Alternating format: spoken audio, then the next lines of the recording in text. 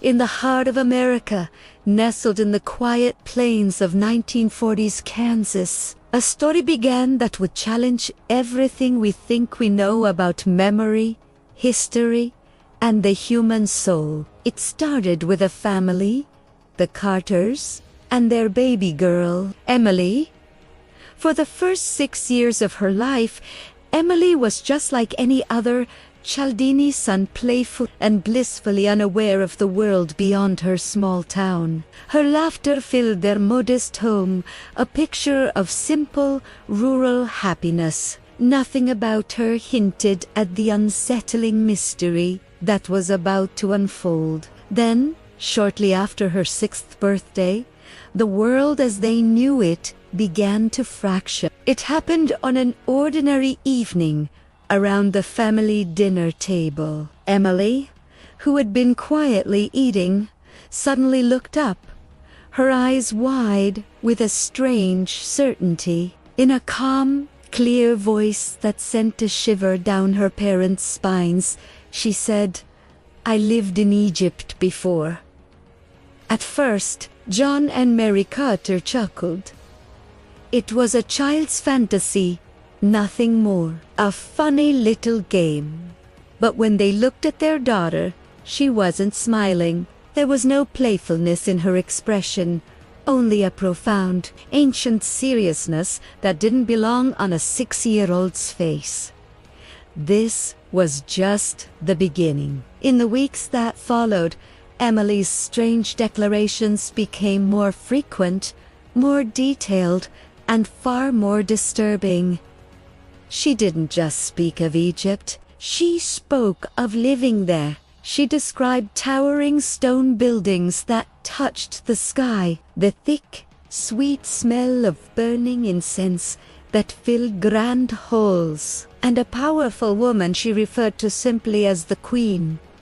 Emily was insistent. She wasn't the Queen herself, she explained, but her confidant, her closest friend. She claimed her name then was not Emily. She spoke of a life cut short, of dying young in a land of sun and sand. She would stand at her bedroom window in Kansas, looking out at the dusty fields.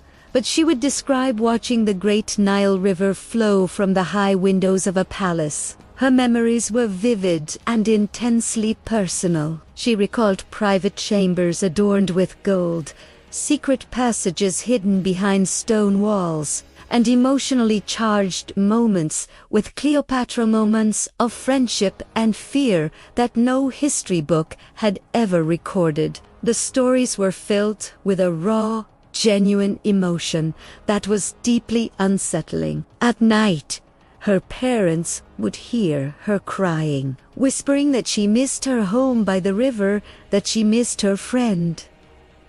What terrified John and Mary most wasn't just what Emily was saying, but how she was saying it. She spoke with an unshakable confidence, as if she were simply recalling yesterday. She used words her family had never heard, strange and melodic sounds that felt foreign on her tongue.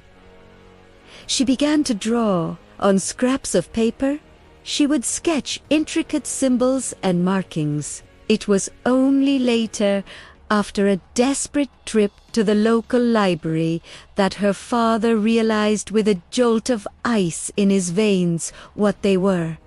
They were hieroglyphs, not perfect, but chillingly similar to the ancient Egyptian script. Her behavior became increasingly erratic. A deep, irrational fear of boats took hold of her. She would scream at the sight of a simple fishing boat on a nearby lake, claiming she had watched people perish on the water centuries ago, a memory that brought her inconsolable grief. The Carters were at a loss. They were simple people, unequipped to handle a mystery of this magnitude unfolding in their own living room. They sought help, of course. They took Emily to doctors who dismissed her stories as the products of an overactive imagination. A child psychologist suggested it was a form of fantasy coping, a way for a quiet girl to process feelings she couldn't otherwise express. But none of them could provide a satisfactory answer.